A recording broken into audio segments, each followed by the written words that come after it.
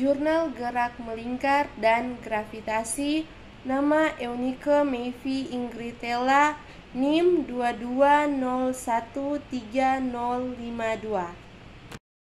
Abstrak, gerak melingkar atau gerak sirkular, bahasa Inggris circular motion, adalah gerak suatu benda yang membentuk lintasan berupa lingkaran mengelilingi suatu titik tetap. Agar suatu benda dapat bergerak melingkar, ia membutuhkan adanya gaya yang selalu membelokkannya menuju pusat lintasan lingkaran. Gaya ini dinamakan gaya sentripetal. Suatu gerak melingkar beraturan dapat dikatakan sebagai suatu gerak dipercepat beraturan, mengingat perlu adanya suatu percepatan yang besarnya tetap dengan arah yang berubah yang selalu mengubah arah gerak benda agar menempuh lintasan berbentuk lingkaran. Pendahuluan, gerak melingkar dengan kecepatan yang berubah. Jika perubahan percepatan searah dengan kecepatan, maka kecepatannya akan meningkat. Jika perubahan percepatannya berlawanan arah dengan kecepatan, maka kecepatannya akan menurun. Pada GMBB, benda mengalami percepatan sentripetal dan percepatan tangensial. Berdasarkan gambar di atas, diketahui bahwa percepatan sentripetal dan percepatan tangensial saling tegak lurus. Sedangkan arah percepatan total terhadap arah radial, yaitu 0, dapat dihitung dengan perbandingan tangan. Suatu benda bergerak melingkar selalu memiliki percepatan sentripetal, tetapi belum tentu memiliki percepatan tangensial. Percepatan tangensial hanya dimiliki bila benda bergerak melingkar dan mengalami perubahan kelajuan linear. Benda yang bergerak melingkar dengan kelajuan linear tetap hanya memiliki percepatan sentripetal, tetapi tidak mempunyai percepatan tangensial. Gaya gravitasi.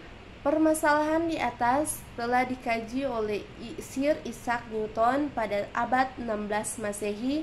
Newton mengemukakan bahwa ternyata ada suatu gaya pada suatu jarak yang memungkinkan dua benda atau lebih untuk berinteraksi. Istilah tersebut oleh Michael Faraday pada abad 18 diubah menjadi istilah medan. Adapun pengertian medan adalah tempat di sekitar suatu besaran fisis yang masih dipengaruhi oleh besaran tersebut dalam suatu entitas tertentu. Sebagai contoh, gaya gravitasi akan bekerja pada massa suatu benda yang masih berada dalam medan gravitasi suatu benda atau planet. Jika medan gravitasi sudah dapat diabaikan, maka sebuah massa yang berada di sekitar besaran benda tersebut tidak dapat dipengaruhi. Dengan demikian, dapatlah kamu pahami mengapa daun yang massanya lebih kecil dibanding bulan yang massanya jauh lebih besar dapat ditarik bumi. Akhirnya, setelah bertele-tele dan terseok-seok, kita tiba pada inti pembahasan panjang lebar ini. Newton pun mencetuskan hukum gravitasi universal dan mengumumkannya pada tahun 1687, hukum yang sangat terkenal dan berlaku baik di Indonesia, Amerika, atau Afrika, bahkan di seluruh penjuru alam semesta. Hukum gravitasi universal itu berbunyi demikian: semua benda di alam semesta menarik semua benda lain dengan gaya sebanding dengan hasil kali massa benda-benda tersebut dan berbanding terbalik dengan kuadrat jarak antara benda-benda tersebut. Penutup kesimpulan. 1. Suatu benda yang bergerak melingkar memiliki dua gerakan, yaitu gerak melingkar beraturan GMBB dan gerak melingkar berubah beraturan GMBB.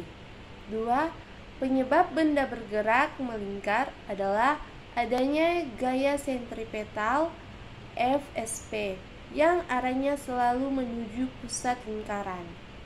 3. Hubungan antara kecepatan sudut dengan kecepatan linear adalah V sama dengan W kali R. Gaya gravitasi atau gaya tarik-menarik dapat berlaku secara universal dan sebanding oleh massa masing-masing benda dan berbanding terbalik dengan kuadrat jarak kedua benda.